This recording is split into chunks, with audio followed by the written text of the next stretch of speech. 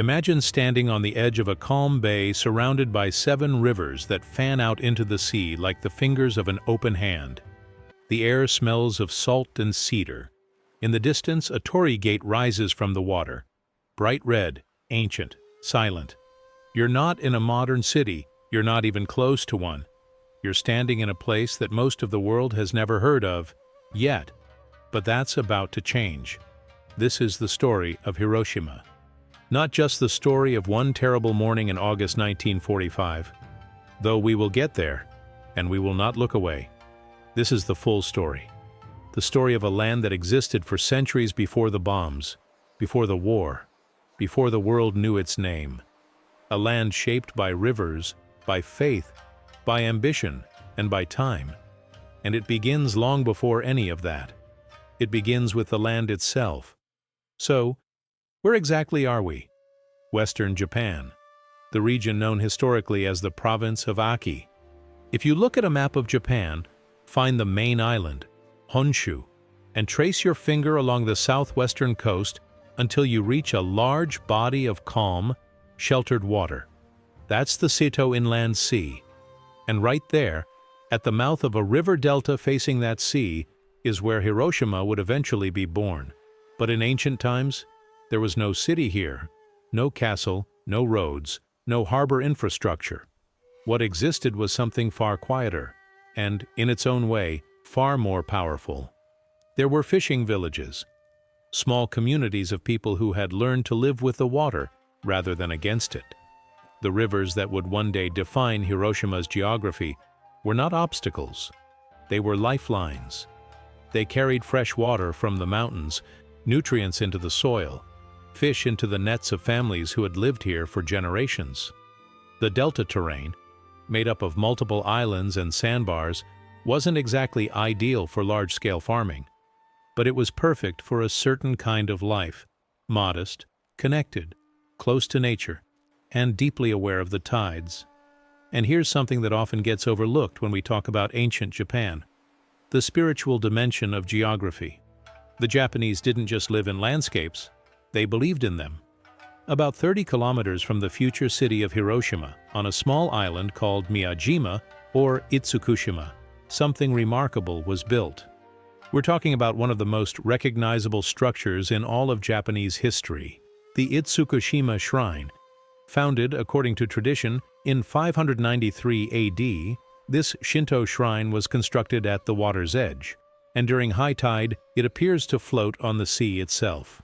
The great torii gate, standing in the water just offshore, has become one of the most photographed sights in Japan. But it's not just beautiful. It was, and still is, sacred. In Shinto belief, the island of Miyajima was itself a divine object. Ordinary people were not allowed to be born or die on the island. At one point, even the soil was considered too holy to be disturbed. Pilgrims would arrive by boat, pass beneath that vermilion gate at high tide, and genuinely feel, that they had entered another realm. Why does this matter for the story of Hiroshima? Because this shrine tells us something essential about the world that existed here, long before military commanders and urban planners arrived. This was a region shaped by reverence, by a relationship between human beings and the natural world that went far deeper than utility. The rivers, the sea, the islands, none of these were merely resources to be exploited. They were presences to be respected. That worldview would not disappear when the city was built. It would be layered beneath it, the spiritual foundation of everything that came after. Now let's talk about power. The province of Aki wasn't just spiritually significant. It was strategically positioned in a way that anyone with military ambitions would eventually notice. The Seto Inland Sea was, for much of Japanese history, the main artery of the country. Ships carrying rice, silk, iron, and soldiers traveled these waters. Whoever controlled access to this sea, or the river deltas that fed into it, controlled a critical node in Japan's economic and military network. The area around what would become Hiroshima sat at precisely that kind of intersection. To the north, mountains, providing natural defense. To the south, the sea, providing access to trade routes. Along the middle, the Ota River and its distributaries, creating a flat, watery plain that was difficult to attack but easy to access by boat. It was, in a word, ideal. Not ideal for farming, not ideal for large populations in those early centuries, but absolutely ideal for anyone who understood the value of controlling water and movement. And in feudal Japan, that kind of understanding was worth everything. The clans of Western Japan watched this territory closely. For centuries, the region changed hands, was contested, was absorbed into larger power structures, and gradually became part of the domain controlled by one of the most powerful samurai clans in Japanese history, the Mori clan. The Mori didn't build Hiroshima. Not yet. But they established dominance over the province of Aki, and in doing so, they set the stage for what was coming. Under their rule, the region around the Ota River Delta began to look less like a collection of fishing villages and more like something worth developing, worth defending, worth naming. But here's the thing about history. It rarely moves in straight lines. The Mori clan itself would rise, consolidate power, face existential threats, and eventually be forced to make decisions that would shape the entire course of Japanese history. And one of those decisions, made by a man named Mori Terumoto at the end of the 16th century, would give birth to a city that the world would one day know by name. We are, at this point, standing at the edge of something. The fishing villages are still here. The shrine still rises from the water at Miyajima. The rivers still fan out toward the sea. But the quiet is about to end. A new Japan is taking shape, violent, ambitious, and brilliant in equal measure. The age of the samurai is not fading. It is, in fact, reaching its peak. And right here, at this delta of rivers in the province of Aki, someone is about to draw a map and say, "This is where we build." Japan, late 16th century. This is not a peaceful place. For nearly 100 years, the country has been tearing itself apart. Warlords fighting warlords, alliances made at dawn, broken by dusk. Villages burned, harvests destroyed, entire bloodlines erased in a single afternoon. The Japanese call this era the Sengoku period, the age of warring states. And if you were born into it, you understood one thing above all else. Power was not given. Power was built. With stone, with steel, and with strategy. By the 1580s, a man named Toyotomi Hideyoshi was in the process of doing something that had seemed impossible, unifying Japan under a single authority. Not through negotiation alone, but through force, intimidation, and a remarkable talent for reading the political landscape. And the powerful clans of Western Japan, including the Mori, had to decide, resist, or adapt. The Mori chose to adapt, and that decision, that moment of political calculation, is what set everything in motion. Enter Mori Terumoto. Grandson of the legendary Mori Motonari, a man considered one of the greatest strategists in Japanese history, Terumoto inherited vast territories across western Japan. His domain stretched from what is now Shimane Prefecture all the way to the coast of the Seto Inland Sea. He was powerful, well-connected, and deeply aware that the world was changing around him. Under Hideyoshi's new order, the great lords of Japan were expected to demonstrate their loyalty not just in words, but in construction. Build a castle, build a city around it, show that you can govern, not just conquer. Terumoto looked at his territories and made a choice that would echo through centuries. He chose the delta of the Ota River. Why there? Think back to what we discussed in the last chapter. The river delta offered natural moats, the multiple branches of the river surrounding the construction site like a watery fortress. Defense was built into the geography itself. Access to the Seto Inland Sea meant supply lines could be maintained even during a siege, and the flat terrain of the delta, while challenging to build on, allowed for the kind of urban expansion that a proper jokamachi, a castle town, would require. In 1589, construction began. In 1593, Mori Terumoto moved his seat of power from Koriyama Castle in the mountains to this new, ambitious project on the water. He called it Hiroshima. The name itself is worth pausing on. Hiro, wide, broad, expansive. Shima, island. Wide island, or more evocatively, broad delta land. It wasn't poetic invention. It was a literal description of the terrain. A wide, flat, river-cut delta that resembled a series of islands from above. But names carry weight, especially in Japan. And there was something in the choice of this name that suggested ambition, a desire to claim space, to define territory, to say, "This place is ours, and it is vast." The castle that rose from the delta was designed to communicate exactly that message. Built in the style of a hirajiro, a flatland castle as opposed to the mountain fortresses common in other parts of Japan, Hiroshima Castle was an engineering statement. Without the natural advantage of high ground, every defensive feature had to be deliberately constructed. Moats were dug. Stone walls rose from the water. Watchtowers extended the line of sight across the flat delta terrain. The main keep, the Tenshu, stood 5 stories tall, its white plaster walls and dark timber framework rising against the gray winter sky of western Japan. It wasn't the largest castle in the country, but it was deliberate, every stone placed with intention, every gate positioned to control movement, every wall angled to deflect attack. And around the castle, a city. This is something that modern visitors to Japanese castle sites sometimes miss. The castle was never meant to stand alone. It was the nucleus of an entire urban ecosystem. The Jokamachi model, which Terumoto followed closely, dictated that the castle be surrounded by concentric zones of settlement, each with its designated social function. Closest to the castle walls, the residences of the highest-ranking samurai. These were the men who served Terumoto directly, his generals, his advisors, his most trusted warriors. Their homes were large, walled, and positioned to allow rapid deployment to the castle in case of attack.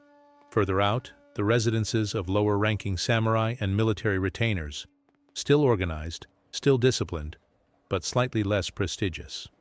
Then, beyond that ring, the commercial zone, the merchants, the craftsmen, the sake brewers, the metalworkers, the fabric sellers. These were the people who kept the city alive economically. Terumoto understood, as all successful feudal lords did, that military power without economic infrastructure was unsustainable.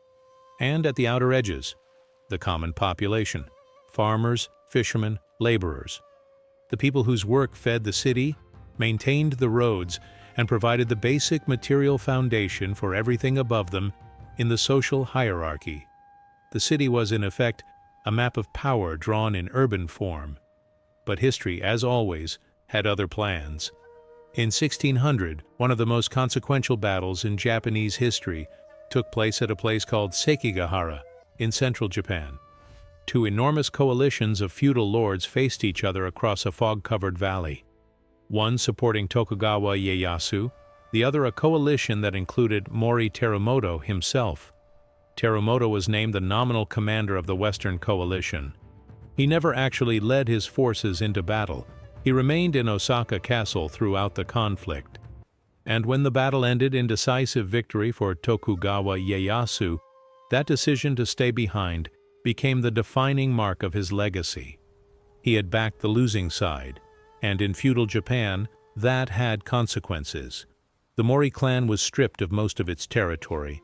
Terumoto was forced to retreat to a much smaller domain in the far west of Honshu. Hiroshima, the city he had built, named, and moved his seat of power to, was taken from him. He left behind a castle, a city plan, a name, and a blueprint for urban life that would outlast his own ambitions by centuries. Into the space he vacated stepped a new power, the Asano clan. Appointed by Tokugawa Ieyasu to govern the domain of Hiroshima, the Asano would remain in control of the city for the entire duration of the Edo period, more than 2.5 centuries. Under their stewardship, Hiroshima would not be destroyed or abandoned. It would grow. It would become something more complex, more layered, more lived in than Terumoto had ever fully managed to make it. The castle still stood, the rivers still flowed, the city still breathed. But now, a new era was beginning, an era of enforced peace, rigid social hierarchy, and slow, quiet transformation. An era in which Hiroshima would become not a symbol of military ambition, but of something more ordinary, and in many ways more interesting: daily life. Close your eyes for a moment and imagine a morning in Hiroshima. Not 1945, not the fire, not the silence that followed. Go back much further. It's the year 1720. The sun is just rising over the Chugoku Mountains to the north, and its light is spreading slowly across the river delta, touching the surface of the Ota and its tributaries with a pale, cold gold. The castle is still there. White walls, dark timber, 5 stories rising above the flat terrain of the delta. The moats reflect the sky. And around the castle, stretching outward in every direction, a city is waking up. Smoke rises from kitchen fires. A merchant slides open the wooden shutters of his shop on the main commercial street. Somewhere a temple bell rings. Once, twice, 3 times, marking the hour in a world that doesn't yet have mechanical clocks. Children run through narrow alleys. A samurai walks in silence toward the castle compound, his 2 swords at his side, his footsteps deliberate and unhurried. This is Edo period Hiroshima, and it is, in almost every way, a world unto itself. The Edo period, named after the capital city that would one day become Tokyo, lasted from 1603 to 1868. It was established by Tokugawa Ieyasu following his victory at Sekigahara, and it represented something genuinely unprecedented in Japanese history. More than 2.5 centuries of relative internal peace. No major civil wars. No conquering foreign powers. No collapse of central authority. Just a long, slow, sometimes suffocating, sometimes remarkably creative era of stability. For Hiroshima, governed by the Asano clan under the watchful eye of the Tokugawa shogunate, this meant something specific.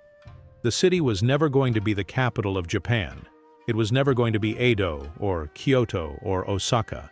But it was a significant regional center, the administrative heart of the Hiroshima domain, home to tens of thousands of people, and a place where the rhythms of feudal Japanese life played out in full, uninterrupted complexity. And those rhythms are worth understanding. Because to understand Hiroshima before the bomb, you have to understand what it meant to live in this city across those quiet centuries. Let's start at the top of the social pyramid, the samurai. Under the Tokugawa system, Japanese society was organized into 4 official classes. Samurai at the top, followed by farmers, then artisans, then merchants at the bottom. Below all of these were groups considered outside the formal class structure entirely, including the burakumin, who performed work associated with death and impurity, such as butchering and leatherwork. In Hiroshima, as in every castle town of the period, the samurai class occupied the zone closest to the castle. They were the administrative and military elite of the domain. In theory, warriors ready for battle at any moment. In practice, after a century of peace, most of them had become something closer to bureaucrats wearing swords. This is one of the great ironies of the Edo period. The samurai were trained for war in a society that had largely stopped having wars. They studied swordsmanship, archery, and military strategy, but what they mostly did was manage paperwork, attend ceremonies, resolve local disputes, and navigate the elaborate social protocols of the Asano administration. The swords were real. The danger was mostly theoretical, but don't mistake that for irrelevance. The samurai class still held enormous social power.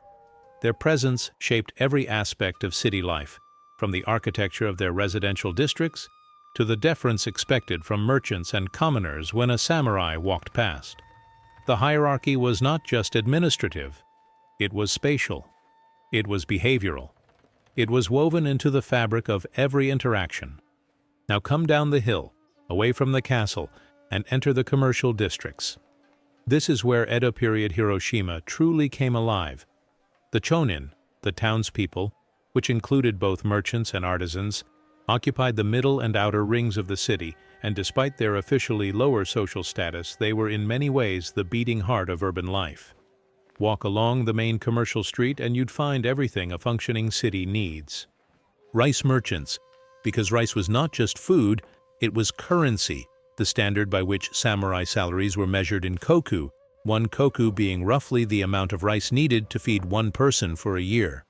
Sake brewers, because the production and sale of rice wine was one of the most profitable industries in feudal Japan. Fabric sellers, iron workers, paper makers, sandal makers, carpenters, and lacquerware artisans whose work was exported across the region. The merchants, despite being officially ranked below farmers in the Confucian social hierarchy imported from China, were often wealthier than the samurai they were supposed to defer to. This created a fascinating tension in Edo period cities.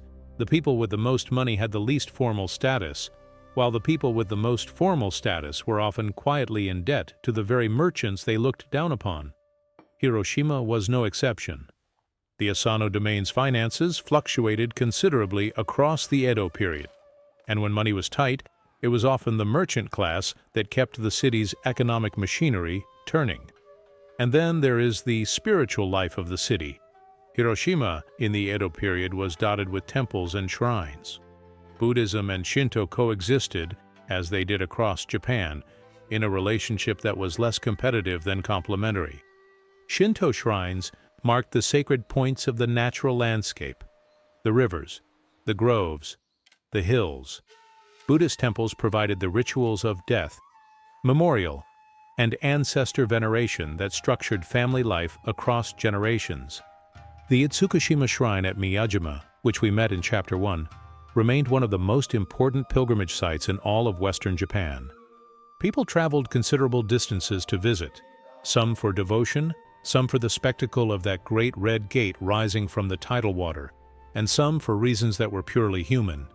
The food stalls, the festivals, the excuse to leave ordinary life behind for a few days. Pilgrimage in Edo period Japan was one of the few forms of long-distance travel that was socially permitted for common people, and the routes to Miyajima passed through Hiroshima, which meant the city was not just an administrative center, it was a gateway, a place through which people passed, stopped, spent money, told stories, and brought news from other parts of the country. The city grew slowly, organically, across those 260 years. By the mid-19th century, Hiroshima had a population of somewhere between 80,000 and 100,000 people, substantial for a regional castle town. Its streets had developed the layered organic quality of any city that has been lived in across multiple generations. Old neighborhoods beside new ones, ancient shrines in the shadow of merchant warehouses. Narrow alleys that had once marked the boundary between social zones now simply marked the boundary between one family's world and another's. The rivers continued to define the city's character. They were used for transportation, for irrigation, for washing, for fishing. They divided the city into distinct neighborhoods and connected those neighborhoods at the same time. Bridges becoming social gathering points, riverbanks becoming the setting for festivals, fireworks, and the quiet moments of daily life that history rarely records but people always remember. And then, in the middle of the 19th century, everything changed. Not in Hiroshima specifically, not yet. But in Japan as a whole, a pressure had been building for decades that the Tokugawa system was structurally incapable of managing. Foreign ships, American, British, Dutch, Russian, were appearing with increasing frequency in Japanese waters, demanding trade, demanding access, carrying technologies that made Japan's feudal military infrastructure look suddenly, terrifyingly obsolete. In 1853, American Commodore Matthew Perry arrived in Edo Bay with a fleet of steam-powered warships, vessels that the Japanese called kurofune, black ships, and presented a set of demands that the shogunate could not refuse. The isolation that had defined the Edo period, the long peace, the stable hierarchy, all of it was cracking under a pressure that had nothing to do with any Japanese warlord or clan rivalry. What followed was 15 years of political crisis, internal conflict, and ultimately revolution. By 1868, the Tokugawa shogunate had collapsed. A new government had been established in the name of the young Emperor Meiji, and Japan, All of Japan, including Hiroshima, was about to be rebuilt from the ground up. The long peace was over. A new and far more turbulent kind of history was beginning. There is a particular kind of mourning that people who survived August 6, 1945, have described in remarkably similar ways. Clear sky, unusual heat for that early hour, the kind of stillness that makes a city feel suspended, as if the world is holding its breath. Hiroshima was awake. Trams were running. Children were walking to school. Soldiers were reporting for duty at the Second Army headquarters, one of the most important military command centers in Western Japan. Women were opening shop fronts. Fishermen were already on the rivers. A city of roughly 350,000 people was doing what cities do every morning, beginning again. At 8:15 a.m. that morning ended. But before we get to that moment, and we will, fully and honestly, we need to understand what Hiroshima had become in the decades leading up to it.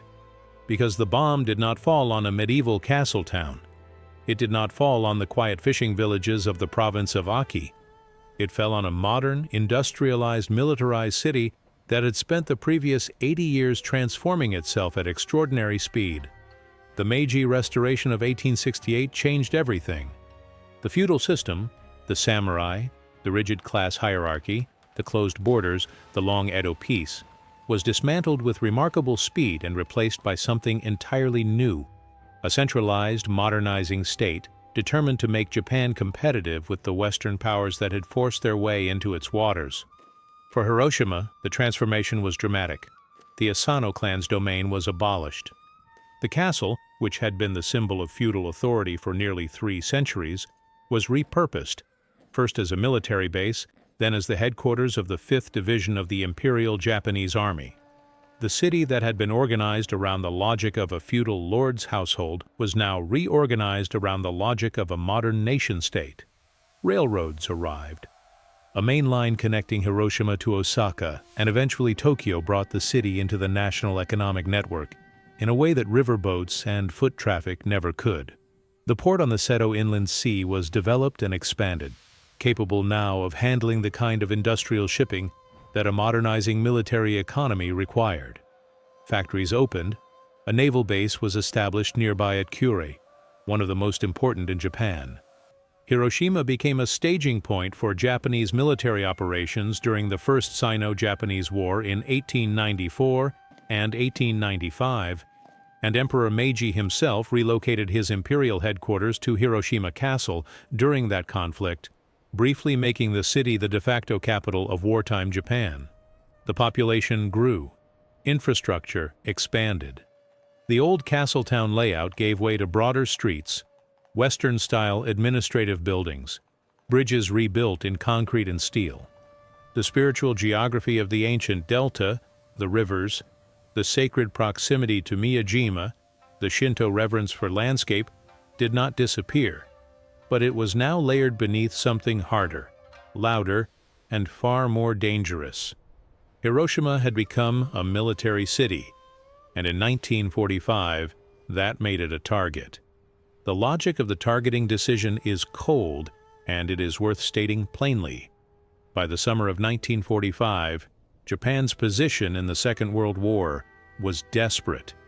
Its navy had been effectively destroyed. Its air force was depleted. American bombers were striking Japanese cities with increasing frequency and ferocity. In March of that year, a single night of firebombing over Tokyo had killed an estimated 80,000 to 100,000 people and destroyed 16 square miles of the city. But Japan had not surrendered, and American military planners were calculating the cost of a land invasion, an operation that some estimates suggested could result in hundreds of thousands of American casualties and potentially millions of Japanese ones. The atomic bomb offered an alternative, a weapon so devastatingly singular that it might, in theory, end the war without an invasion. The Target Selection Committee chose Hiroshima for several specific reasons. It was a major military headquarters and embarkation port. It had significant industrial capacity. It was surrounded by hills that would, according to the calculations of the time, concentrate the blast effect and maximize damage. And it had not been heavily bombed yet. which meant that the full effect of the new weapon could be clearly assessed afterward. On August 6, 1945, a B-29 bomber named the Enola Gay, piloted by Colonel Paul Tibbets, took off from the island of Tinian in the Pacific. In its bomb bay, a uranium device codenamed Little Boy. Length, 3 meters. Weight, approximately 4,000 kilograms. Explosive yield, equivalent to roughly 15,000 tons of conventional explosives. At 8:15 a.m. and 17 seconds, Little Boy was released over the city. It detonated 600 meters above a hospital near the center of Hiroshima. What happened in the next seconds defies ordinary language. The fireball reached temperatures estimated at several million degrees Celsius. Within 1 kilometer of the hypocenter, the point directly below the explosion, virtually everything was vaporized or incinerated instantaneously. Buildings, trees, tram lines, bridges, people, gone. Not destroyed in the conventional sense, erased. The pressure wave that followed the initial explosion traveled outward at supersonic speed, collapsing wooden structures across a radius of several kilometers. Then came the firestorm. Fires ignited across the flattened city, merging into a single catastrophic blaze that burned for hours. Of the roughly 350,000 people in Hiroshima that morning, somewhere between 70,000 and 80,000 died in the first moments. By the end of 1945, accounting for those who died from burns, injuries, and the early effects of radiation sickness, the estimated death toll rose to between 90,000 and 166,000. The numbers vary because many of the dead left no record. They simply ceased to exist. Survivors, called hibakusha, literally explosion-affected people, described a world that had become unrecognizable. The color they most frequently mentioned was not red or orange. It was black. A black cloud rising above the city, black rain falling afterward, water contaminated with radioactive soot, which people drank desperately because they were dying of thirst.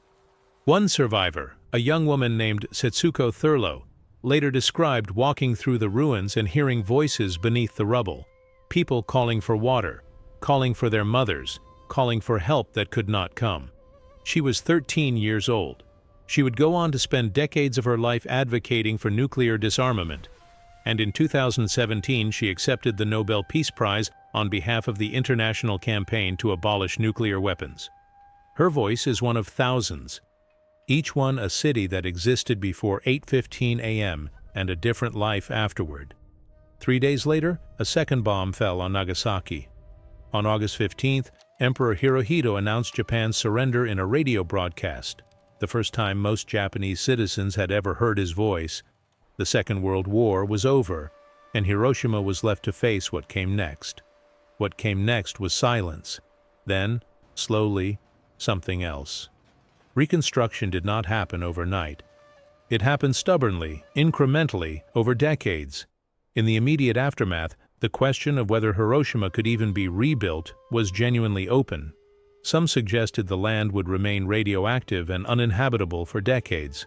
That prediction proved wrong, but the psychological weight of what had happened there was not so easily dismissed. The Japanese government, and eventually the international community, made a decision that carried enormous symbolic significance. Hiroshima would not just be rebuilt, it would be transformed into a living monument to the consequences of nuclear war. In 1949, the Japanese parliament passed the Hiroshima Peace Memorial City Construction Law. The city received special status and funding for reconstruction. An entirely new urban plan was drawn up, wider roads, designated green spaces, a new civic identity built around the concept of peace rather than military power. At the center of this new identity, the Peace Memorial Park, built on the open ground near the hypocenter. And within that park, one deliberate decision of extraordinary power, the preservation of the Genbaku Dome. The Genbaku Dome, originally the Hiroshima Prefectural Industrial Promotion Hall, was one of the very few structures near the hypocenter that remained partially standing after the blast. Its iron-framed dome, its exposed brick skeleton, its gutted interior, All of it was left exactly as the bomb had left it. Not restored, not demolished, preserved. It stands there today, in the middle of a modern city, as the most honest possible answer to the question of what a nuclear weapon actually does. And the city around it grew. Today, Hiroshima is a thriving metropolitan area of over 1 million people. It has universities, tech companies, a professional baseball team, the Hiroshima Toyo Carp, beloved with a regional passion that borders on the sacred. Its tram system, one of the oldest continuously operating in Japan, still runs through streets that were ash 8 decades ago. Its cuisine, particularly okonomiyaki, the savory layered pancake that became a symbol of post-war resourcefulness when ingredients were scarce, is known across Japan. Every year, on August 6th, the city stops. At 8:15 a.m., a bell rings in the Peace Memorial Park. Thousands of paper cranes, folded in the tradition of Sadako Sasaki, a young girl who died of leukemia caused by radiation exposure and who became a global symbol of hope, are laid at the Children's Peace Monument. The mayor of Hiroshima reads the Peace Declaration, calling on all nuclear-armed nations to disarm. World leaders, survivors, school children, and tourists stand together in the August heat. The river still flows past the Genbaku Dome. The Torii Gate at Miyajima still rises from the tidal water, just as it did when ancient pilgrims arrived by boat to stand in the presence of something they could not fully name. And so we end where we began, with a city that the world thought it knew. But Hiroshima is not a single story.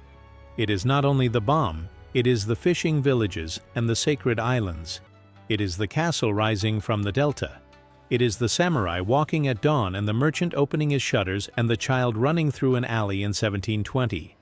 It is the military headquarters and the factory and the tram and the morning of August 6th, and the black rain and the silence and the first shoot of green that pushed through the ash weeks later, because even then life returned. It is Setsuko Thurlow at the Nobel ceremony, her voice steady, saying what needs to be said. It is a city that has been many things and that chooses every single day to be defined not by its destruction, but by what it decided to become afterward. Hiroshima. Wide island, broad delta land, the city that the world burned and that burned its way back.